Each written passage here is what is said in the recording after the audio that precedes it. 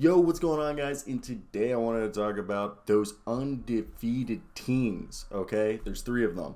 The other day, there was the Denver Nuggets, Timberwolves, Hornets, Wizards. Joining these three teams, the Utah Jazz, the Golden State Warriors, and the Chicago Bulls.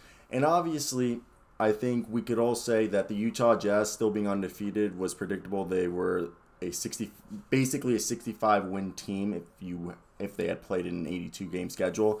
And then the Golden State Warriors are being led by Steph Curry, who's an MVP candidate, and he has been insane. And really, the roster around him is not that bad, and they've really reloaded the depth on that roster to basically the best it's been since their championship days, okay?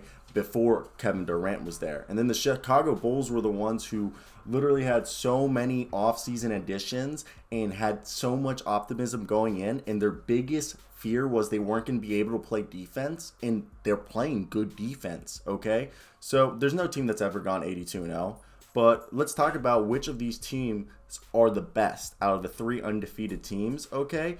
And we can start on with the Golden State Warriors. And before we start today's video, I want to hear your thoughts down below. Who do you think out of the three teams that are undefeated is the best team out of the three? And besides those, who do you think is the best team in the NBA? Who is going to win, or who do you think just going to have the best regular season record? Now, from a pure scheduling perspective, the Golden State Warriors are low-key the favorites.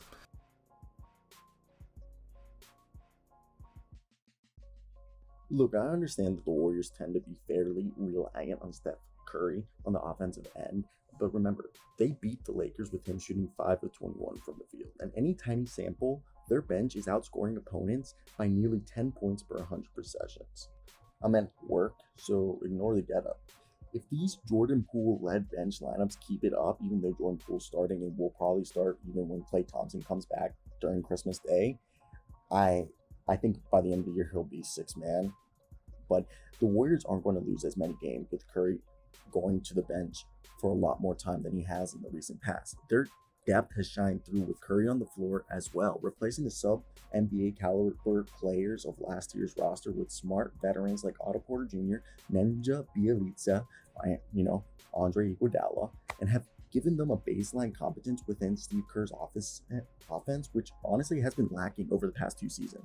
There are valid questions about their ceiling, but for now, they are very dangerous in the regular season, and they play somewhat unique style that's difficult to prepare for, and you don't really know what to make of it because they keep themselves from making mistakes. And I think they can really be a good playoff team. And the case against them is, look, the Kings are the Kings. The Bulls are looking good. The Clippers don't have Kawhi. The Lakers look like they're still struggling, but they're going to be good. And the Utah Jazz are the Utah Jazz. And I think this is a team that I really see them being, between the third and the sixth seed, okay? Maybe they even be a top seed. They're such a good team. I love them. I love them so much. How good are the Chicago Bulls, okay? And look, the Chicago Bulls are playing amazing. They have a great start to this year, undefeated. And through 4 games, they've answered a lot of questions that people were raising throughout the offseason. And for that, it was the fear of their defense. And right now they rank 6th on that end of the floor. So I know we're dealing with an obviously small, tiny, very skewed sample size, but no defense has allowed 97.7 points per 100 possessions or fewer over a full season since the 03-04 season. This team is so good. Their depth hasn't been quite as impressive, as it's worth noting that Alize Johnson is the only reserve playing real minutes who has a negative net rating. The starters are destroying opponents. There's a game I saw, it was every single starter had double-digit points except maybe Patrick Williams, and nobody else on the bench had over 6 or 8 points. And their bench isn't getting destroyed in return defensively. This doesn't guarantee anything over the long haul. There's probably regression to come in certain areas. Their defense isn't going to be able to remain impenetrable forever as more tape comes up and coaches figure it out. They probably aren't going to be shooting 42.3% from 3 on 40 attempts a game. But the most important players on this team have largely been playing well together, okay? And the core concept for the time being appears to be very sound, okay? And you could argue the thing that's working against them is their shooting has covered up a lot of issues on both ends of the floor. Opponents have only made 30% of their wide open threes against the Bulls. That's going to regress, okay? So is Chicago, again, shooting almost 43% from behind the 3 line at like over 40 plus attempts from 3. The Bulls have to get that shooting consistent because there are some questionable offensive fits on this roster. They're scoring 111.5 points per 100 possessions when Zach LaVine plays without DeMar DeRozan on the floor, and 114.7 points when DeMar DeRozan plays on the floor without LaVine. But together, they only score 99 points, okay, per 100 possessions. That's got to improve, but not necessarily to an elite level. LaVine can function just fine off the ball, but DeRozan's value correlates strongly with his usage. He now is on a team with several players who need the ball for really the first time in his career entirely. So it's fair to question his utility within the offense when the best players are all on the floor together, okay? The Bulls are doing good when, they play bad teams, okay? Stack up the wins, and I believe that they'll do that. And it's going to help them when it comes to seeding time in the postseason. But those wins alone aren't enough evidence to suggest that they're going to be able to win and be the best out of these 3 teams, okay? That's what keeps me, like, if the Warriors and Bulls go up against right now, I think sure. But if they go up against the playoffs, which is impossible unless they both make it to the finals, I think the Warriors would win.